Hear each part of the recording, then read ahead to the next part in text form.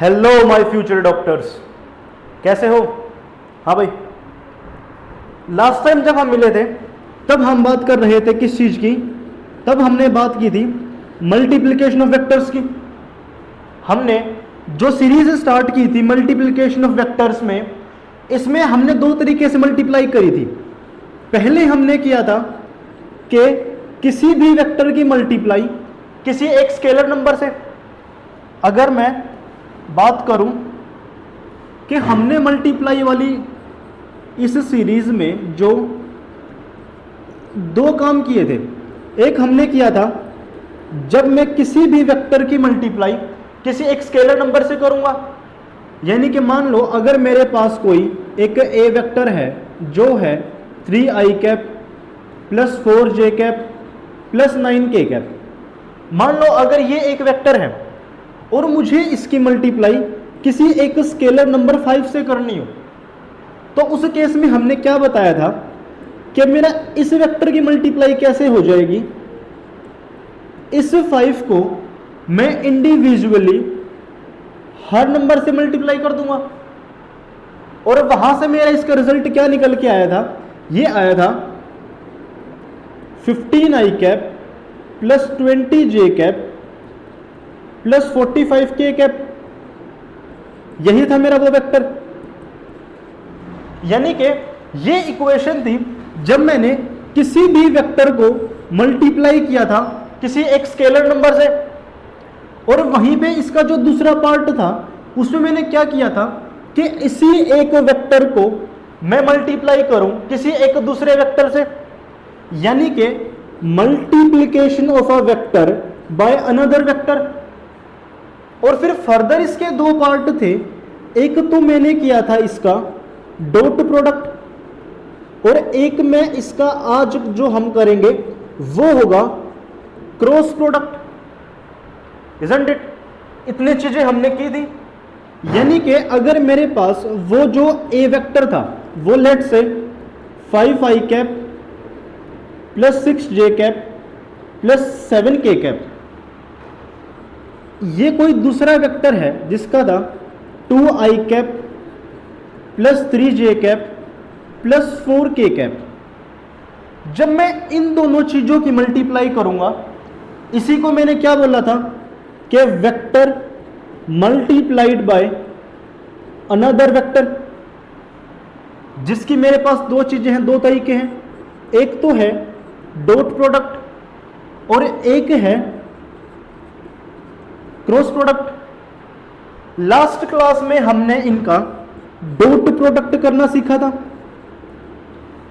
उसमें हमने सिंपल क्या किया था कि आई कैप वाला जो कंपोनेंट है और इसमें जो आई कैप वाला कंपोनेंट है उसको मैंने सिंपल मल्टीप्लाई कर दिया था, यानी कि 5 इंटू 2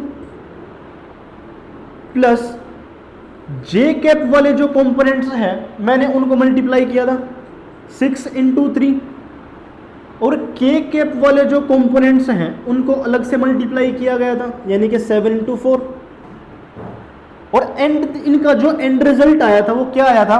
5 2 10 प्लस 18 प्लस 28, यानी कि ये आया था 56। Isn't it? यानी कि इतनी चीजें हमने कर ली थी।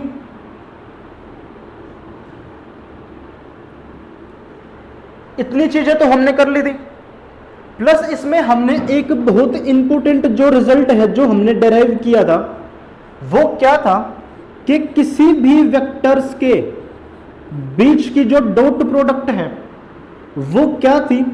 वो एक स्केलर नंबर है। ये जो 56 है ये एक स्केलर नंबर ही है, यानी कि दो वेक्टर्स के बीच की जो ये डॉट प्रोडक्ट है ये हमेशा एक स्केलर नंबर मुझे रिजल्ट देगी। यानी कि इसी के लिए मैंने क्या बोला था, डॉट प्रोडक्ट का जो दूसरा नाम था कि ये क्या है? ये मेरी स्केलर प्रोडक्ट है। डॉट प्रोडक्ट का दूसरा नाम क्या था कि ये स्केलर प्रोडक्ट है। और वहीं आज हम क्या करेंगे? आज हम जो मेरा इसी का जो सेकंड पार्ट है, क्या? Cross product. आज क्रॉस प्रोडक्ट करेंगे। इतना था जो हमने लास्ट क्लासेस में किया था उसका रिवीजन। अब जो नई चीज है क्या, क्रॉस प्रोडक्ट, वो देखना। अगर मैं दोबारा एक एग्जांपल लूं, मान लो 2i cap plus 3j cap plus 4k cap और मेरा कोई बी वेक्टर है, let say 9i cap plus 3j cap plus 6k cap. अब मुझे करना है इनका क्या, A vector cross B vector. Last class में अगर मुझे इनका डॉट प्रोडक्ट करना था तो उसकी रिप्रेजेंटेशन क्या थी, मैंने डॉट से रिप्रेजेंट किया था। इस डॉट का क्या मतलब था कि यहां पे क्या हो रहा है, यहां पे हो रही है डॉट प्रोडक्ट। अगर वहीं इन दोनों के बीच क्या हो, क्रॉस का साइन हो, तो ये जो क्रॉस है ये क्या डिनोट करेगा, ये डिनोट करेगा मेरी क्रॉस प्रोडक्ट को। यानी कि आज के बाद अगर तुम्हें ऐसा कुछ चीज दिख जाए, ये क्रॉस दिख जाए, दैट मीन्स क्या हो रहा है, यानी कि ये रिप्रेजेंट करेगा क्रॉस प्रोडक्ट को। आई बात समझ। अगर डॉट दिखे तो डॉट प्रोडक्ट, क्रॉस दिखे तो क्रॉस प्रोडक्ट। प्लस अब देखना ये होगा कैसे। लास्ट क्लास में ये चीज तुम्हें याद है, आई कैप डॉट आई कैप क्या हुआ था, मैंने इसे बोल दिया था कि ये 1 है। जे कैप डॉट जे कैप क्या था, ये भी 1 था। के कैप डॉट के कैप क्या था, ये भी 1 था। यानी कि अगर मैं डायरेक्शन वाले कंपोनेंट्स की डॉट प्रोडक्ट करूं तो वो हमेशा 1 आ रहा था। सिमिलर आई की डॉट आई से, जे की डॉट प्रोडक्ट जे से, के की डॉट प्रोडक्ट के से, तो वो 1 था। उसके अलावा सारे के सारे कंपोनेंट क्या थे, सारे के सारे कंपोनेंट्स 0 थे। ऐसे करके जितने भी अनइक्वल, जैसे कि आई की जे से, जे की के से, के आई जे, ऐसे करके जितने भी अनकॉमन या जितने भी अलग अलग जो मेरे डायरेक्शन कंपोनेंट्स थे, अगर मैं उनकी डॉट प्रोडक्ट कर रहा हूं तो वो 0 है। वहीं अगर मैं सिमिलर की डॉट प्रोडक्ट कर रहा था तो 1 है। सिमिलरली इस पे क्या होगा,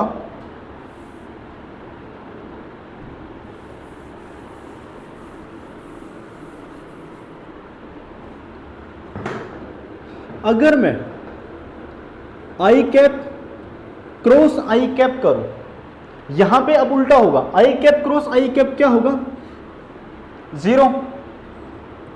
जे कैप क्रॉस जे कैप क्या होगा, 0। और के कैप क्रॉस के कैप क्या होगा, 0। आई बात समझ। आई कैप क्रॉस आई कैप 0 है, लेकिन आई कैप डॉट आई कैप क्या है, वो 1 है। जे कैप क्रॉस जे कैप 0, जे कैप क्रॉस जे कैप क्या है, 0 है, लेकिन जे कैप डॉट जे कैप क्या है, वो 1 है। ये फर्क ध्यान रखना, कंफ्यूज इस चीज में बिल्कुल मत होना। अगर दोनों कंपोनेंट्स के बीच में अगर डॉट प्रोडक्ट है तो वो 1 होगी, अगर क्रॉस है तो 0 होगी। आई बात समझ।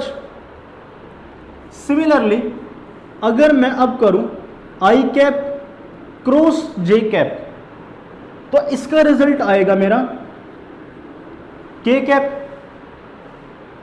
अगर मैं करूं आई कैप क्रॉस के कैप, तो ये होगा जे कैप।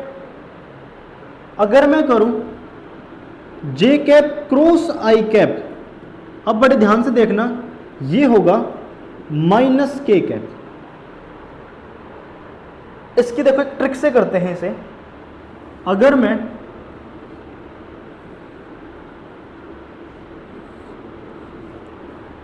इसे अगर मैं कंसीडर करूं एक 3D लेमिना, ये एक्स डायरेक्शन है यानी कि आई कैप, ये वाई डायरेक्शन है यानी कि जे कैप, ये z डायरेक्शन है यानी कि k कैप।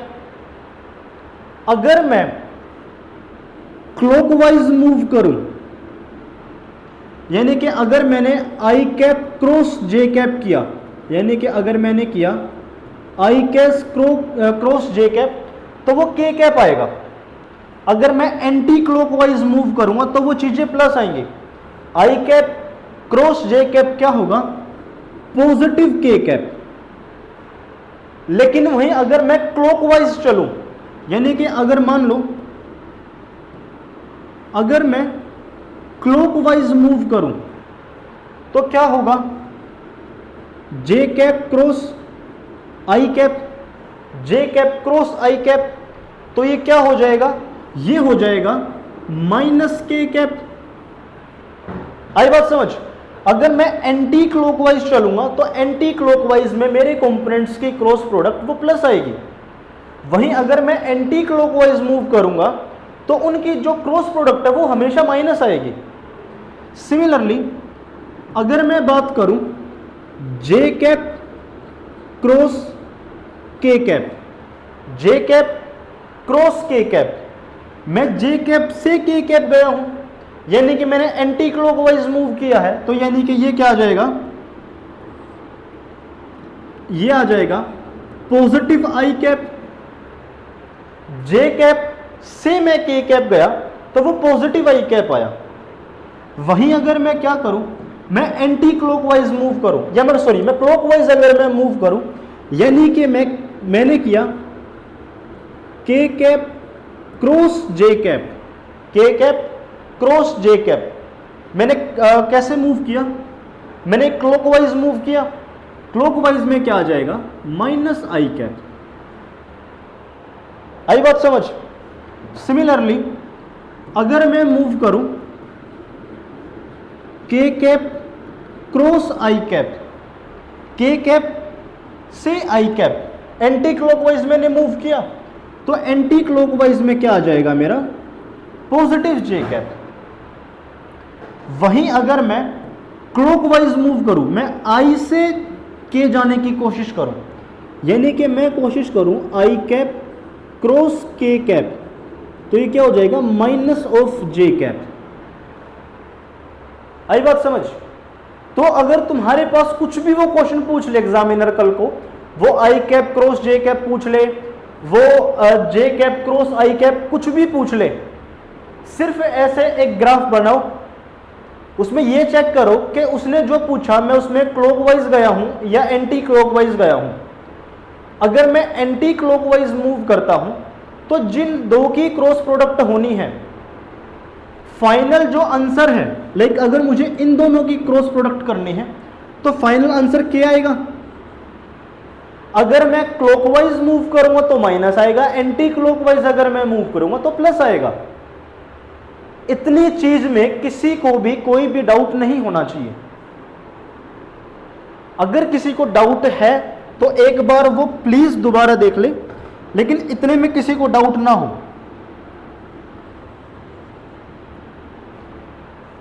यानी कि इतनी बात मुझे समझ आ गई कि आई कैप क्रॉस जे कैप क्या होगा, जे कैप क्रॉस आई कैप क्या होगा, आई कैप क्रॉस के कैप या के कैप क्रॉस आई कैप, ये सब कुछ कैसे होंगे। अगर मैं भूल भी रहा हूं तो यानी कि मुझे उसे डेराइव करना या मुझे उसका सॉल्यूशन पता चल गया। अपार्ट फ्रॉम क्रेमिंग मुझे उसका वो एक्चुअल में कैसे आया, आई कैप क्रॉस जे कैप, के कैप कैसे आया, इतनी बात तो मुझे पता चल गई। यानी कि कल को इस चीज में मैं कंफ्यूज नहीं होऊंगा। Isn't it? इतनी बात क्लियर? अब देखना करना कैसे है। अगर मान लो मेरे पास एक वेक्टर है,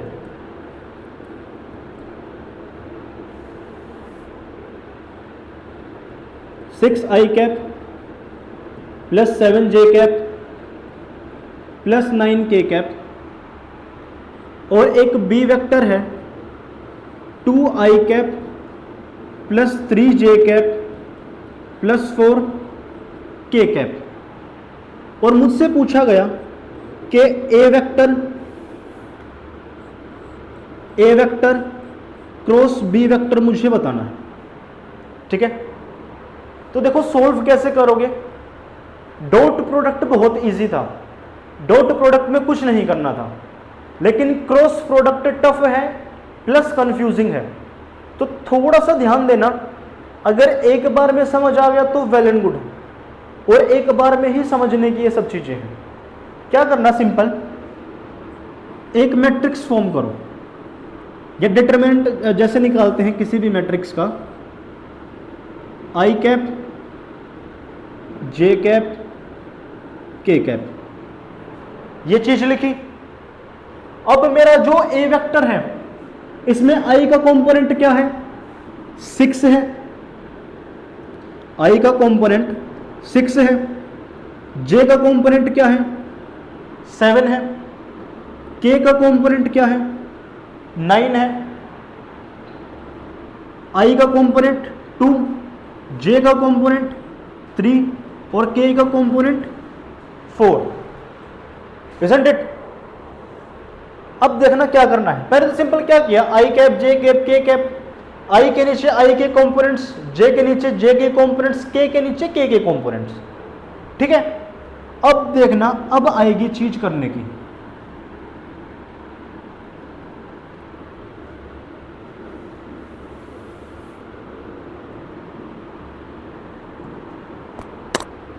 स्टार्टिंग में क्या करना, जब मैं इस आई वाली लाइन को कंसीडर करूंगा, मैं जिस भी लाइन को कंसीडर करूं, क्या करना उसमें, उसको हॉरिजॉन्टल नेग्लेक्ट कर दो, उसे वर्टिकल नेग्लेक्ट कर दो। किया, हॉरिजॉन्टल वाली लाइंस काट दी, वर्टिकल वाली लाइंस काट दी, हॉरिजॉन्टल वाली लाइंस गायब, वर्टिकल वाली लाइंस गायब, बचा कौन, बचे सिर्फ ये 4 नंबर्स। इसमें क्या करो, up to down multiply, up to down multiply, यानी कि 7 into 4 up to down, minus up to down या डाउन टू अप 3 इंटू 9, और ये वाला मेरा कंपोनेंट क्या हो जाएगा, आई का कंपोनेंट। आई बात समझ, इसको नेग्लेक्ट करो, क्या करना, इसको नेग्लेक्ट करो, इसको नेग्लेक्ट करो, तो सिर्फ ये 4 नंबर्स बचेंगे, up to down multiply minus down to up multiply, isn't it? दोबारा देखो, अप टू डाउन यानी कि 7 into 4 minus up to down या डाउन टू अप, वो मर्जी है, क्योंकि 3 9 जा 27 भी होगा और 9 3 जा भी 27 होगा, तो मेरी मर्जी है मैं अप टू डाउन करूं या डाउन टू अप करूं, उसमें कंफ्यूज नहीं होना। यानी कि 7 इंटू 4 माइनस में 9 इंटू 3, 7 इंटू 4 माइनस 9 इंटू 3, आई कैप। अब क्या करना, आई कैप वाला काम खत्म हो गया। अब जे को नेग्लेक्ट करो, और जे की हॉरिजॉन्टल लाइन भी नेग्लेक्ट, जे की वर्टिकल लाइन भी नेग्लेक्ट, तो बचे क्या, सिर्फ मेरे पास ये 4 नंबर बचे। मेरे पास सिर्फ 1 2 3 4, सिर्फ ये 4 नंबर्स बचे, यानी कि मेरे पास एक मैट्रिक्स बची, मेरे पास एक मैट्रिक्स बची 6 2 9 4, ये तो गायब हो गया ना, सिर्फ ये 4 नंबर्स बचे। अब इसमें क्या करो, अप टू डाउन मल्टीप्लाई, और यहां से अप टू डाउन मल्टीप्लाई, यानी कि विद माइनस साइन। ये बात ध्यान रखना, यहां पे भी माइनस है, यहां पे भी माइनस है, इनटू में अप टू डाउन यानी कि 6 4 जा माइनस अप टू डाउन यानी कि 9 2 जा जे कैप। आया समझ, अरे आया समझ। इसको अगर मैं नेग्लेक्ट करता हूं तो ये चीज गई, अप टू डाउन और अप टू डाउन। आई समझ, अब देखना ध्यान से, यहां प्लस है, यहां माइनस है और यहां दोबारा प्लस है।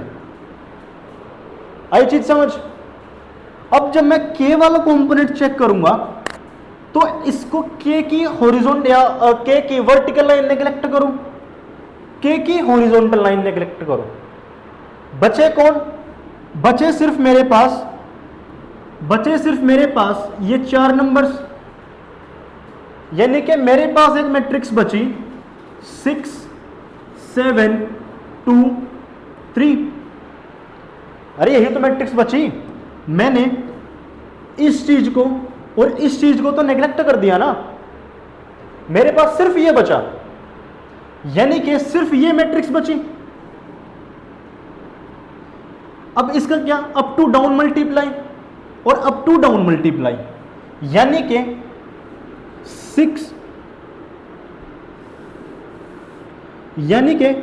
6 इंटू 3 माइनस 7 इंटू 2 के कैप, इजंट इट? सिर्फ यही तो बचा था, इसकी ऐसे मल्टीप्लाई हो गई, यानी कि ए वेक्टर क्रॉस बी वेक्टर क्या हो जाएगा मेरा? 7 4 = 28 माइनस 9 3 = 27 आई कैप माइनस 6 4 = 24 माइनस 9 2 = 18 जे कैप प्लस 6 3 = 18 माइनस 7 2 = 14 के कैप। अब सिंपल मैथमेटिक्स, 28 में से 27 गया 1, यानी कि 1 आई कैप, माइनस में 24 में से 18 गया 6 जे कैप, प्लस 18 में से 14 गया 4, यानी कि 4 के कैप, इजंट इट? यानी कि जो मेरी मैट्रिक्स आई या जो मेरी ए वेक्टर क्रॉस बी वेक्टर आया, ए वेक्टर क्रॉस बी वेक्टर है, वो क्या आया? आई कैप माइनस 6 जे कैप प्लस 4 के cap, isn't it?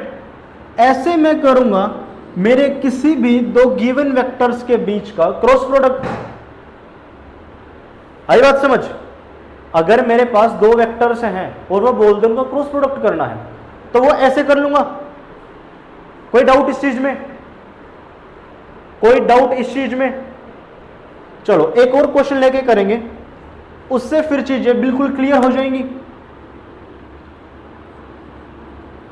A vector है मेरे पास, लेट से 2 आई कैप प्लस 6 जे कैप प्लस 3 के कैप, और मेरे पास बी वेक्टर है, लेट से 9 आई कैप प्लस 2 जे कैप प्लस 3 के कैप,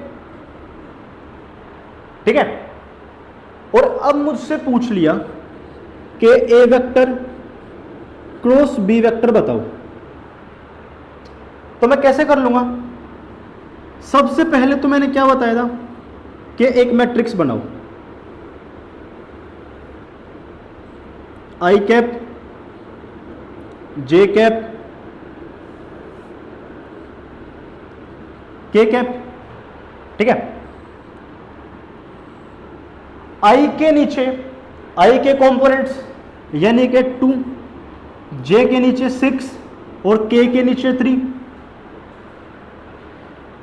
आई के नीचे 9, जे के नीचे 2 और के नीचे 3। पक्का? कोई डाउट? चलो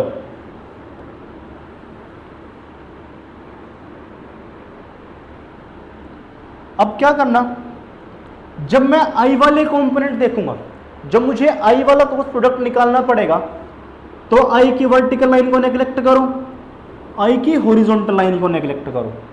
सिर्फ क्या बचा? ये 4 नंबर बचे, यही 4 नंबर बचे, यानी कि मेरे पास बचा 6 या मेरे पास बचा 6 2 3 3, ये बचा। आई के लिए मेरे पास यही तो बचा। कैसे करूंगा मैं इसके बाद? अप टू डबल मल्टीप्लाई, यानी कि 6 into 3, up to double multiply minus में 3 इंटू 2 आई कैप। ये हो गया। इसको नेग्लेक्ट करो, दोबारा देखो कैसे किया। आई का अगर देखना है तो इसे नेग्लेक्ट करो, इसे नेग्लेक्ट करो, आई की वर्टिकल लाइन नेग्लेक्ट करो, आई की हॉरिजॉन्टल लाइन नेग्लेक्ट करो, सिर्फ जो नंबर्स बचेंगे उनको ऐसे मैट्रिक्स में लिख लो। Simple, isn't it? इतनी बात सिंपल। अब जब मुझे जे देखना पड़ेगा तो जे की वर्टिकल लाइन को नेग्लेक्ट करो, जे की हॉरिजॉन्टल लाइन को नेग्लेक्ट करो, जे की वर्टिकल लाइन नेग्लेक्ट, जे की हॉरिजॉन्टल लाइन नेग्लेक्ट। सिर्फ मेरे पास क्या बचेगा? सिर्फ मेरे पास बचा 2 9 3 3। ये जे कैप के लिए है, इजंट इट? यही तो है। जे कैप में यहां भी माइनस आएगा। क्या हो गया ये? अप टू डबल मल्टीप्लाई, यानी कि 2 इंटू 3 माइनस में अप टू डाउन मल्टीप्लाई, यानी कि 9 इंटू 3, इजंट इट? क्या किया मैंने? जे की वर्टिकल लाइन नेग्लेक्ट की, जे की हॉरिजॉन्टल लाइन नेग्लेक्ट की, सिर्फ जो 4 कंपोनेंट्स बचे उन्हें लिख लिया। फिर एक बार up to down multiply minus up to down multiply. आई बात समझ? इतने में दिक्कत किसी को? इतने में तो कोई डाउट नहीं। अब जब मैं के वाले कंपोनेंट देखूंगा तो के की मैंने वर्टिकल लाइन नेग्लेक्ट की, के की मैंने हॉरिजॉन्टल लाइन नेग्लेक्ट की, सिर्फ क्या बचा? ये 4 नंबर बचे, इजंट इट? यही तो 4 नंबर बचे बस। तो यानी कि इनकी मैट्रिक्स में कैसे लिख लूंगा? इनकी मैट्रिक्स हो जाएगी 2 9 6 2, इजंट इट? प्लस में क्या आ जाएगा? अप टू डाउन मल्टीप्लाई, यानी कि 2 into 2, up to down multiply minus में 9 इंटू 6 के कैप, इजंट इट? यानी कि ये सिंपल क्या आ जाएगा? ये सिंपल आ जाएगा 6 3 जा 18 माइनस में 3 2 जा 6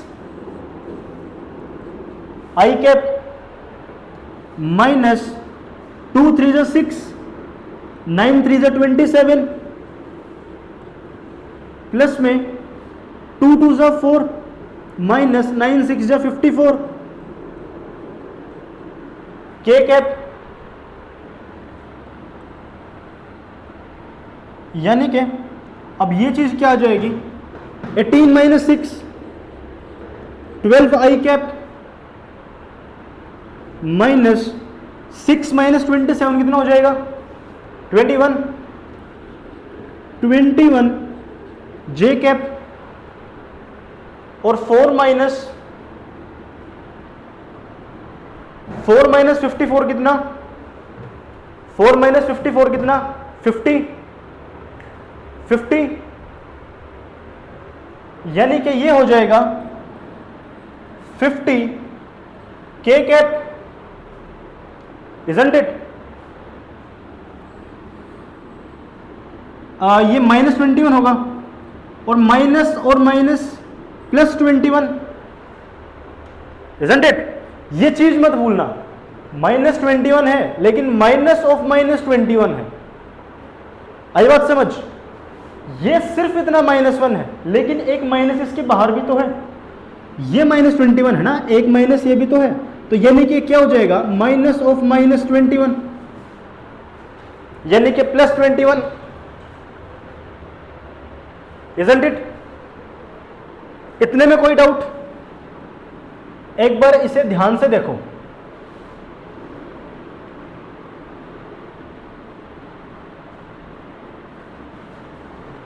एक बार इसे ध्यान से देखो, कोई डाउट हो तो वो उसे एक बार ये देखो, अगर तुमने किसी ने करके दिखाया हो या करके देखा हो साथ साथ और गलत आया हो तो एक बार अपना आंसर चेक करो।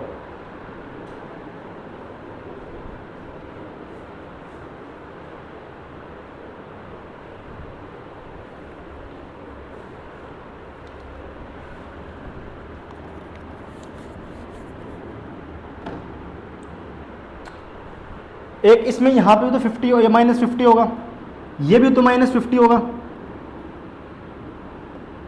ये भी क्या होगा -50। ठीक है, इतने में कोई डाउट? अब मैं चाहता हूं कि यहां से ना हम 2-3 रिजल्ट्स डेराइव करें। क्या क्या रिजल्ट्स होंगे? एक तो सबसे मेन रिजल्ट क्या है कि किसी भी दो वेक्टर्स की जो क्रॉस प्रोडक्ट होगी, किसी भी वेक्टर्स की जो क्रॉस प्रोडक्ट होगी वो हमेशा ही एक वेक्टर होगी, है ना। अब याद करो, जब हमने डॉट प्रोडक्ट किया था हमने क्या देखा था? किसी भी दो वेक्टर्स की जो डॉट प्रोडक्ट है वो तो एक स्केलर वेक्टर थी, लेकिन यहां किसी भी दो वेक्टर्स के बीच की जो क्रॉस प्रोडक्ट है वो देखो है नहीं एक वेक्टर, यानी कि क्रॉस प्रोडक्ट को ही मैं क्या बोल दूं? Vector product, isn't it? अगर किसी भी दो वेक्टर्स के बीच की मल्टीप्लाई अगर वो वेक्टर ही आ रही है यानी कि वो वेक्टर प्रोडक्ट है। अब कई बार तुम्हें ये चीज देखने को मिलेगी, लाइक एग्जामिनर क्वेश्चन दे देगा, उसने एक ए वेक्टर दिया, उसने एक बी वेक्टर दिया और उसने तुम्हें ये चीज दे दी, कुछ नहीं लिखा उसने, सिर्फ ये चीज। इसका मतलब क्या है? क्रॉस प्रोडक्ट का मैग्नीट्यूड। अरे याद करो वेक्टर्स की फर्स्ट क्लास, वेक्टर की फर्स्ट क्लास मैंने क्या बताया था? इसका मतलब क्या होता है?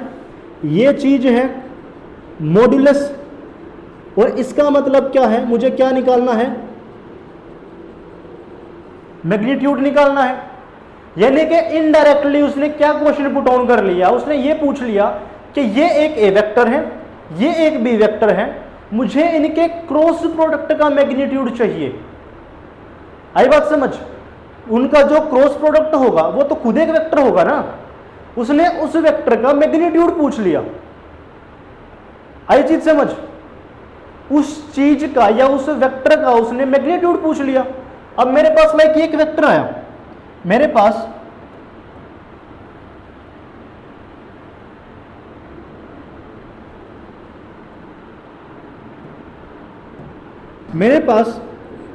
A vector cross B vector, ये एक वेक्टर आया है। क्या आया?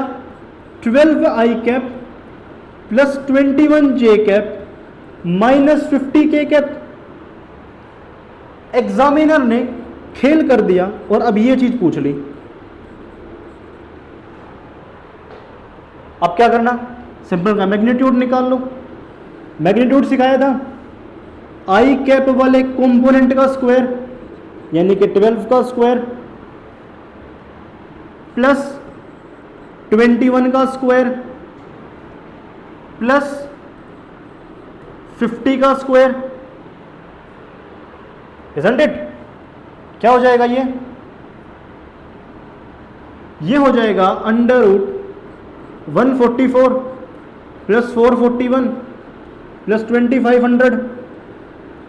इसे सोल्व कर लेना, जो तुम्हारा आंसर आए वो इसे ए वेक्टर क्रॉस बी वेक्टर का मैग्नीट्यूड है। आई बात समझ? अरे आगे समझ? पक्का? यानी कि सबसे पहले तो हमने क्या बात की कि उनकी प्रोडक्ट एक वेक्टर आएगी। जो डॉट प्रोडक्ट में एक स्केलर नंबर आया था वो इस प्रोडक्ट में एक वेक्टर आ जाएगा। सिंपल। दूसरी चीज क्या होगी? ए वेक्टर क्रॉस बी वेक्टर, इसका जो मैग्नीट्यूड होगा ये किसके बराबर होगा? ये होगा magnitude of A magnitude of B और sine of theta between them. क्या भूल गए वो चीज जो हमने ये चीज करी थी?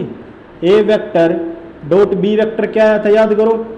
ए वेक्टर बी वेक्टर और cos of theta between them. आई चीज ध्यान, ए का मैग्नीट्यूड लो, बी का मैग्नीट्यूड लो, दोनों के बीच में जो एंगल है वो लिखो, तो मैं डॉट प्रोडक्ट आ रहा था। अगर मैं कोस थीटा लूंगा तो डॉट प्रोडक्ट आएगा, साइन थीटा लूंगा तो क्रॉस प्रोडक्ट आएगा। आई बात समझ?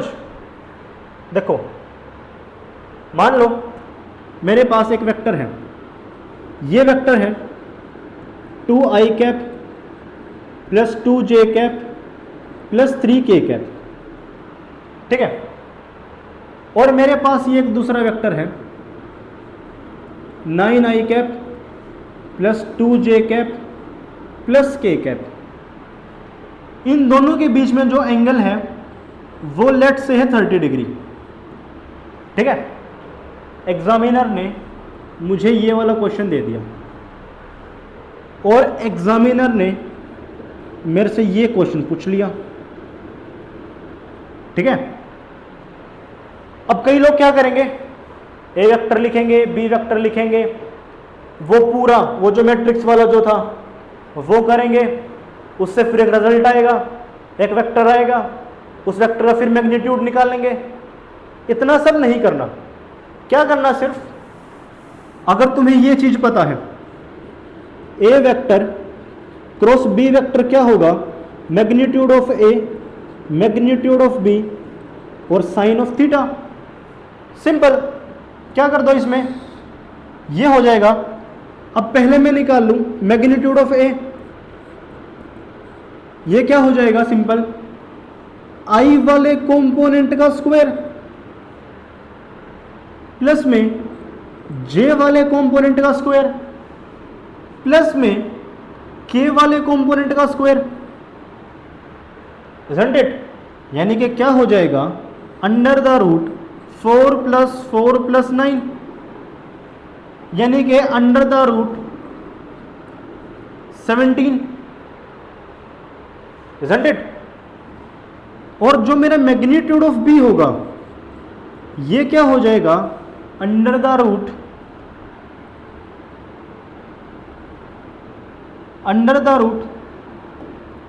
9 का स्क्वायर प्लस 2 का स्क्वायर प्लस 1 का स्क्वायर, isn't it? अरे यही तो कंपोनेंट्स हैं 9 to 1, तो 9 का स्क्वायर, 2 का स्क्वायर, 1 का स्क्वायर, क्या हो जाएगा ये, अंडर द रूट 81 + 4 + 1, 81 + 4 85 + 1 86, यानी कि क्या आ जाएगा 86। मुझे निकालना है magnitude of A cross magnitude, मुझे निकालना है क्या, magnitude of A vector cross B vector. Simple क्या हो जाएगा, मैग्नीट्यूड ऑफ ए